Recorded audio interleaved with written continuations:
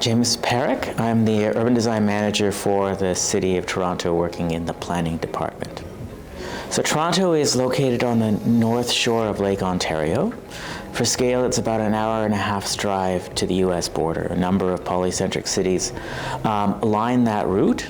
And the city itself is a polycentric city in that we have a downtown core, and four surrounding what we call centers that are targeted for growth, and they're lined with our main streets, which are targeted with mid-rise buildings, and then the rest of the city, at least for now, is single-family residential neighborhoods.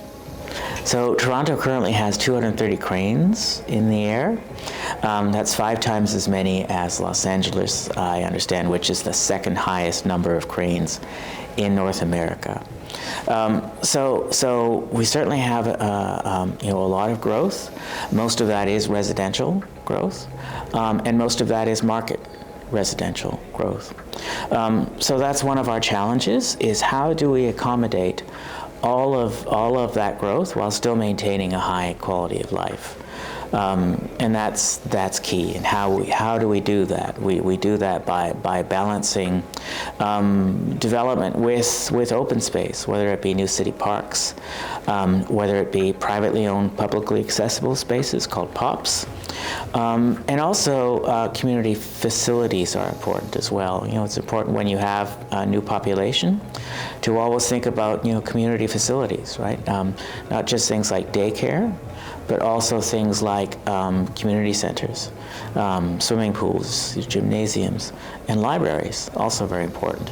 And also schools. So how do we integrate new schools into these neighborhoods? There's a neighborhood called City Place that just completed not too long ago 2 schools, a Catholic board school and a Toronto District School Board. We're about 3.2 million right now, and in the city itself, and about 7 in the greater area, and it is rapidly growing. Canada has a immigration target of about 500,000 a year. Much of that, or 50% of that, is coming to the province of Ontario, and Toronto is the capital of the province of Ontario. So we are anticipating a lot of growth. I think nationally that's the expected number of immigrants that are expected annually. To do that, a lot of that immigration comes to the province of Ontario. Yeah. So what sort of percent do you know? 50. Wow. Yeah. Okay. Yeah. Mm-hmm. Accommodate growth and a high quality of life. Toronto, luckily ranks quite high on world rankings on quality of life and livability. The Economist typically ranks Toronto in the top 10. We've ranked quite high in recent years, but that's something that is important. And then we have to think, what do we do today to make sure that 25 years from now, Toronto still ranks high on that list? So again, livability is something that is key for us, and then accommodating that growth. The other issue right now, which is really top of mind, all 3 levels of government are aligned, is the housing issue, and it's been certainly called the housing crisis. So accommodating that growth with the immigration and all other aspects, things like we have very strong academic institutions, and students come. They also need a place to live. So thinking about all of those things is one of our challenges in terms of meeting the expected growth of what's needed from a residential perspective. Many things, if you're outside of the major centers, right? Safe communities, accessible parkland, accessible facilities, even things like adjacency to shops and restaurants. And then in the urban core, of course, they're the same. Neighborhoods that were developing originally became vacuums without having a proper grocery store. Once the grocery stores came, they became almost the sort of community heart, if you will, of these neighborhoods. So thinking about all of these things, right? Thinking about new communities, but also thinking about all of those aspects that enhance livability. Good quality restaurants, having food and beverage, having grocery stores close by, things like gyms, right, and recreational outlets. Most condominiums will have their own gym. Many will have their own pool, but also thinking about having those facilities for the greater community as well. Yeah, we have an extensive amount of mid-rise buildings that have been built in the past, say, decade or so. I'm not sure the exact number, but there certainly has been an uptake on that typology as well. They are largely tall buildings and mid-rise buildings, and largely residential. We have a few major office buildings that have recently completed construction, one that is in construction. When I say major, 1.2 million square feet. So in our downtown, right, we have a lot of high-rise, and then we also have these 4 centers. So one of them is Midtown, which also has a high quantity of high-rise construction. But one of the things that we're going to start to see is with our MTSA's major transit station areas, we'll certainly be seeing more and more density aligned with transit stations. Yeah, we certainly think that it's important to capitalize on infrastructure, especially major transit. Kind of both, right? But really it's driven by transit. However, there's a transit line that has been in the works for a while, and along its route, the density is already there, awaiting for its completion, anxiously awaiting for its completion. So unlike New York, for example, where a lot of their development is as of right, most of our development is done through a rezoning process. So individual applications go through a rezoning process. In a way that's good because it puts scrutiny on each development, has community input on each development, so that's really the typology that is used in the City of Toronto, is to actually rezone, and at times also submissions for what's called an official plan amendment. So we have an official plan. It's what structures the overall pattern of growth in the city, the downtown and the centers that I referred to. A variety of ways. Yeah. We have a strong policy division, department within city planning. So they work on broader pictures, broader planning for the city, and then there's the development review arm, in which I largely practice in. And it could be down to the one site, the single site, or it could be the master plan, working on a few projects in the master plan stage.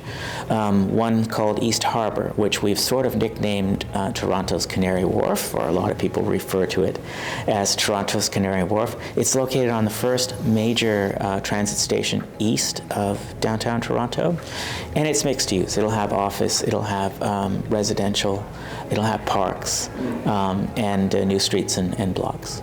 That's empty site. It was formerly known as the Unilever site, soap factory, Unilever soap. So the soap factory building has come down, and it's largely vacant industrial lands. Of course, it'll have to go through the soil regeneration. So it is something that the city is thinking is important, and the federal government, I think, is now giving funds to the city to help with that. The provincial government is giving funds to the city to help with that. It was something that was more prevalent in the 1990s when the city developed its own housing, or the province assisted and developed its own housing. Lately, it's all been market housing. And the market housing, also helps supply the rental market, if you will, because people rent out condominiums.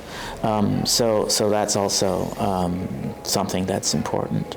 It is something that I think people are now starting to realize that governments need to come back and develop their own housing. We are seeing that start to come, and variety of forms as well, including prefab homes. So we have now a couple of projects. They're in the sort of 3 or 4 story range, but they're prefab. So built off site and then brought on site, expeditious in terms of construction. It could be, there's 30,000 units a year that we are approving. About half of that is actually what gets built. So I guess a variety of factors, including things like construction costs, maybe high interest rates, and also land value, right, has gone up. Have the interest rates massively slowed what's going on site? I think the interest rates have had an impact in a variety of ways, including from a purchasing perspective as well. So mortgage rates have gone up, right? And people are renewing mortgage rates at quite a high percentage now relative to how they have been, and they've been traditionally quite stable for the past decade or so. So they're not as high as the exorbitant interest rates that we heard of in the 80s, in the late 80s. Something like 13% now. I'm not the expert on this, but right now the interest rates are in the sort of 5% range. So we have, first of all, we have urban design staff, and they will review projects. We have our design guidelines, form-based, that speak to the typology of mid-rise and tall buildings. I think we are, might be one of your questions.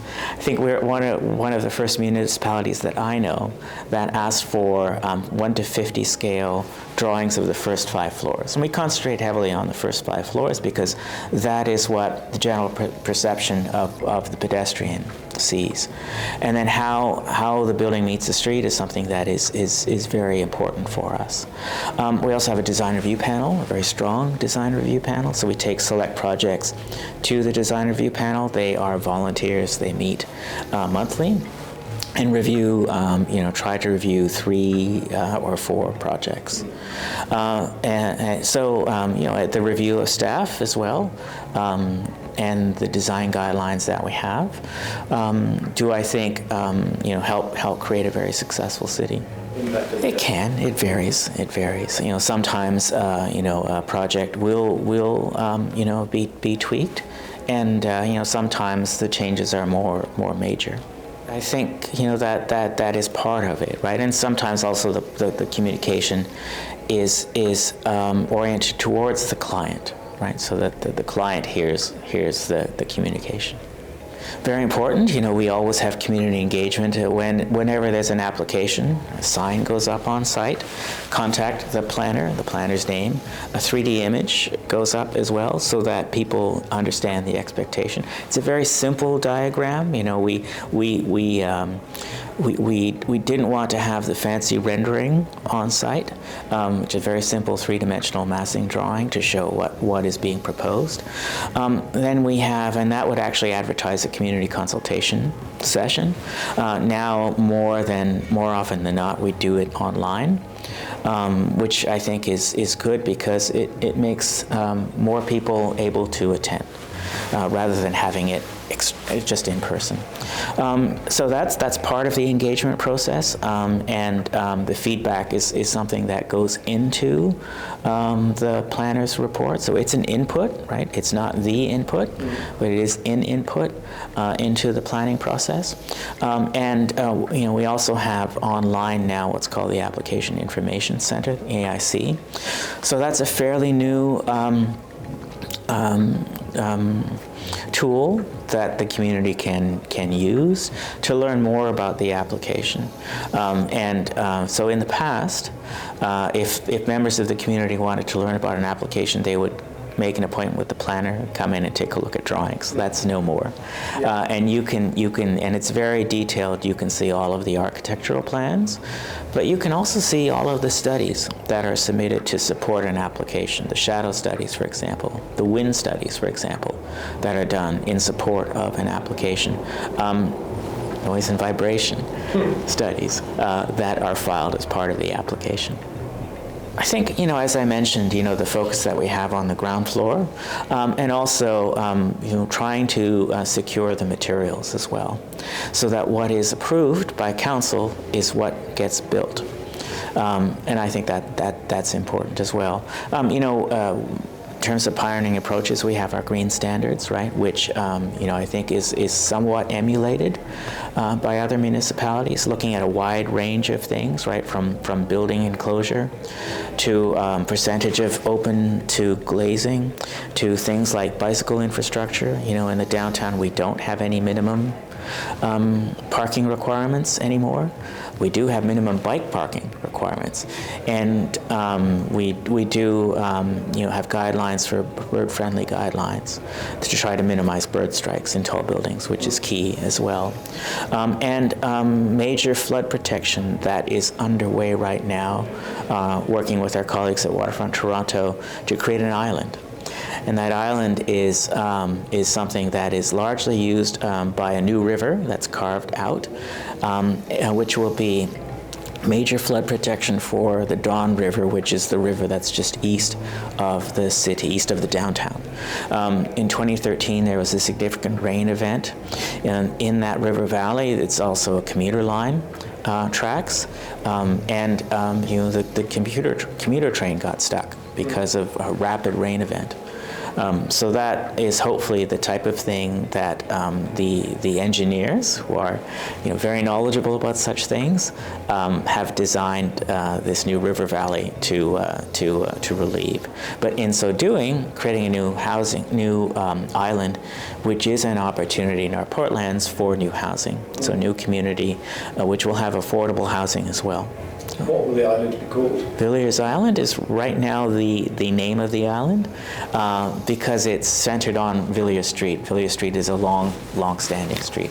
I'm not sure if that's just the working name or not. Or if it will stick. Or if it will stick, yeah. Well, it's the green standards, right? So we're now in the 4th version of the TGS, the Toronto Green Standards. So it's in a way like LEED, but more specific to our city and more specific to our climate. We are a winter city, so it's fine-tuned to the specifics of the city of Toronto as well, looking at things like environmental, looking at things like green infrastructure and green streets, which is also very important, looking at things like our tree canopy, which is quite prevalent. If you look, if you go to the CN Tower, which is our major observation tower in the city, and you look to the north, you'll certainly see this green carpet. And that's something that's important. Well, it's a challenging question, and I think one can always do more. But I think it's a broader question that has to deal not just with cities, but also with the surroundings as well.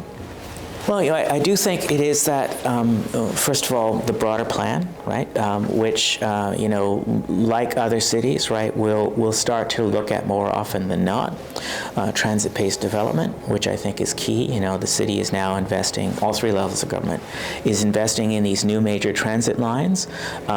One hopefully will come on stream this year.